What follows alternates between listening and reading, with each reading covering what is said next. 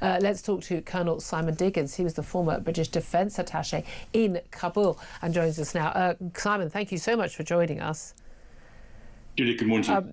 Where do we even start? We've gone through again and again for people to explain. As much as we can understand, because so many different numbers in terms of the number of Afghans involved, and indeed the huge cost to the British government, and who knew what when. Lots of different versions of events. But what do you make of this whole affair? Which is the worst bit of it, and can you justify any of it? Very hard to know where the worst bit of it is. It's like a sort of onion, isn't it? You peel one layer away, then something else appears from behind it, whether it be the cost of it, whether it be the extent of the superinjunction, all the way through to the actual numbers themselves. I think you have to take right way back to what happened between 2014 and 2021. After 2014, we stopped combat operations, and we got into this phase where we were conducting a whole series of support operations with the Afghan forces. It was exactly the right thing to do, trying to build up their capacity to take on the Taliban itself. But that started to go wrong. It started to go wrong when President Trump was in office the first time round and said, really deal with the Taliban. And then it was taken forward by Joe Biden. At that point, the extent of our liability for support and protection of the people we've been working with should have been clear, and we should have known what was going on. We absolutely didn't. If you look what happened in August 21, when we had pitting, the evacuation, the original plan was to evacuate about 3,000 people. We ended up evacuating some 15,000, and that was only a portion of those for whom we've been working with. And the reality of life is, whatever their name, whether they're under the Afghan Ministry of Interior, Afghan National Forces, whatever the title was, the truth was they were paid, they were mentored, they were trained by us. Effectively, they were, if you like, local auxiliary forces. Here's the thing. I think there's a big difference between someone's working as a translator for British forces while they're out there, and they are therefore at risk for, basically, working with the enemy, according to the Taliban. But Afghan men and women, I'm assuming mostly men, training and operating in the Afghan army, as much as I would be concerned about anyone's future, I'm more concerned, by the way, about women and girls' future under the Taliban currently in Afghanistan. I'm not entirely sure why we have a duty of care to bring a lot of those people over to the UK, because it was, with all due respect, they're paid, it was their choice, they were doing a job. They were doing a job not for us, they were doing a job for their country. Well, what they were doing, they're continuing what we've been trying to do, which was actually to maintain that we keep the Taliban out. We'd chosen we'd stopped doing it directly, we're now doing it indirectly, using those. But the reality was they were effectively being trained and organised by us. So what? If I may, Julie, if I may. But the other thing that was going on is we knew very clearly, and this is the whole point about the timing issue, we knew from whenever they were captured by the Taliban, they were being murdered. And there is some very grim footage of Afghan commander units trained and mentored by us, handed over to the Taliban, who then murdered, and the Taliban filmed it. And I think that was the point where we realised, actually, we couldn't just leave them. But that must have been clear to us from about April 21. My real beef is, first, one, we didn't seem to have any idea what the scale of this was. So every organisation, whether it be our special forces, MI6, the Foreign Office, whoever, were organising these separate groups of people under the same rubric, trained, paid for, mentored by us. So creating a huge liability, we didn't see any idea of it. And then from April 21 onwards, it was very clear that the Afghan government was going to struggle to survive. But there was no planning done at that point to get them out. So we've ended up with this kind of crisis.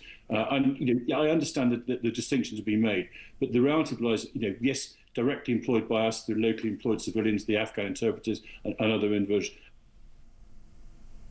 Oh, just cut off and frozen. Hopefully we can get that line back, because it gets interesting to go back over that background. That actually this goes back further. Have we got Simon back? Line's just dropped. So many tech problems over the last few days. Very, very frustrating. And Matthew Larson's still with me. That's very interesting that, this idea that we have a duty of care to all of them. Now, I've always been very strong in the view that we have this duty of care to, the interpreters and people like that. But the idea that everyone who worked in the Afghanistan army while we were there was at risk and we have a duty of care, I struggle with that. Well, if we have a duty of care, we should still be there. I mean, we shouldn't have pulled out in the absolutely chaotic and frankly disgraceful way that we did. Now, clearly, we couldn't stay without the Americans, and the Americans were determined to get out. Trump and Biden both pursued that, as we've heard.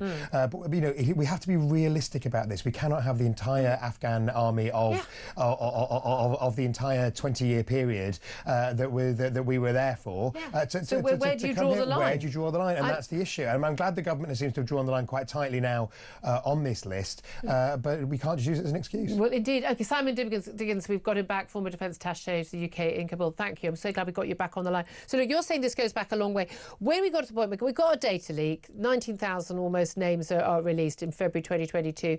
The MOD didn't find out about it until 2023. Were they right to issue that super injunction? Because we understand there was a D notice, which basically, for national security reasons, people can't publish. But were they right to get a super injunction, which, by the way, the former Defence Secretary Ben Wallace seems, I didn't apply for it. I don't know why that was imposed, but it was in place from August 2023, effectively, all the way until yesterday. Can that be justified on not just whether? I think what can be justified is the initial super injunction, because clearly there was a crisis. They needed to sort it out. There are national security implications. There are people for whom we had a degree of responsibility. I listened to your correspondent arguing whether we had a full responsibility or not, but I would argue there was responsibility. So I think there was a justification for the super injunction.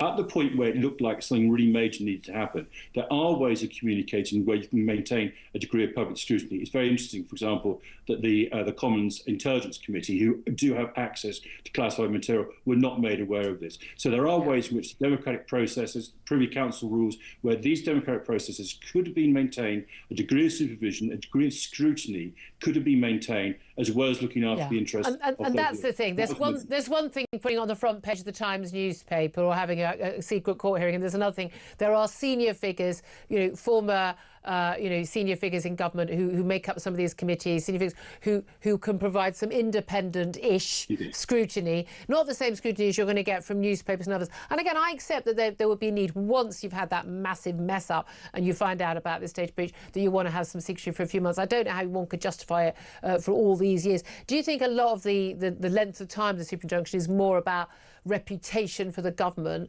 And there had been previous leaks, and Ben Wallace, the Defence Secretary, says he takes responsibility. But the reality is the Defence Secretary is not responsible for someone sending an email and getting information in it. I mean, he's not done it directly. He's not ordered someone to do it, or he can't be responsible for every email someone sends.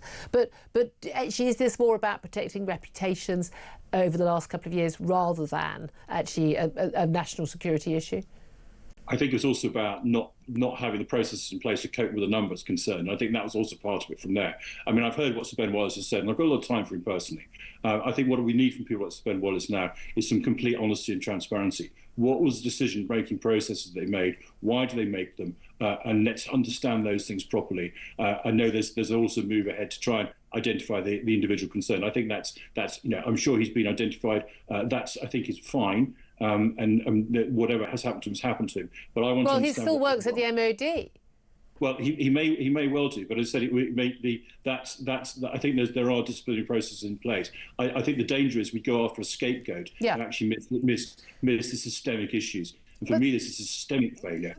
And we know that this wasn't a one-off data leak. I mean, we've had people reading documents and leaving them at bus stops. And I mean, goodness knows what. There's an abject failure by an awful lot of civil servant staff, certainly, in terms of keeping these sort of national secrets.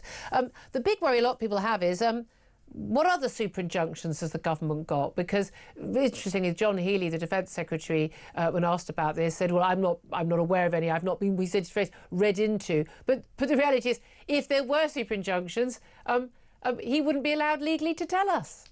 No, I mean, I think the whole business about super injunction needs a complete review. In the past, it's been used to hide celebrity gossip, political gossip. It has a kind of civil affairs type element to it. But to be used like this as a kind of blanket suppression of information, to not allow transparency, the look at that you say either it comes from the press or it comes from senior figures who can look at something with scrutiny, I think is wrong. There's always a balance to be taken between national security and if you like, the demands, the imperatives of democracy. And there's always a balance to be judged. But by using a very blunt instrument like the super injunction, that balance has been lost. And we now end up in the situation we're in. where we've got a major scandal on our hands. And you rightly highlighted, Julia, and I totally support you, the role of the sad fate of the women of Afghanistan. One of the real failures of the system was the Home Office was so devoted to trying to make this system work that the scheme which existed to try and bring civil actors, judges, advocates, journalists, even women who'd been halfway through their medical studies who had to stop that was all stopped. That scheme basically died. But isn't there an issue here? And we want, wouldn't it be great to save every single woman in Afghanistan or every single person? But isn't there an element where, all the people who would have stood up or who could possibly in the future stand up to the Taliban, who could actually fight for a better life in Afghanistan, we bring them all here or bring them all to America, and I'm sure lots have gone to America as well, that, there's no one left to stand up to the government. Shouldn't these people, to a certain extent, stay and fight for their country? I'd like to think I'd do that for my country. I think we all could hope to do that, but you look at the history of, say, resistance movements in Europe during the Second World War. I mean, some fought, some just cut their head down. But the whole point was the scheme. It's called the ACRS scheme. Was around civil actors. Some 20,000 option places were there. We've used some 12,500. There are still thousands of people out there who believed in what we were offering them. And I know people are very critical about what happened in Afghanistan, but they believed in what we were offering them. They went along with us, and we left. I think wrongly we left, but we did leave, and they have now been let down. And so, for me, there are so many victims of this failure. But one of the ones I would highlight, and you picked up as well, are individuals like that who could have contributed. Just finally, talking about the money, there's £7 billion total cost was used in court repeatedly. We're now told it's going to be under £1 billion, 800 odd million. Just throw around numbers like that. It's only money after all. And then another billion possibly in legal action. People, some of whom are still in Afghanistan, we haven't got here, whose names were leaked. I mean, this money's just thrown around. Been no public scrutiny of this cost, and of course, a lot of people are saying they're unhappy about the fact that a lot of these people have arrived in this country, and yes, they may well have been vetted, probably better than the men who are getting off the boats. And Afghanistan is among one of the main groups of people getting off those dinghies in the Channel. But there is also a concern about who are these people, and are these people we want in this country? They may be at risk for the Taliban. Doesn't necessarily mean they're not necessarily a risk to people here. No, and those are legitimate concerns.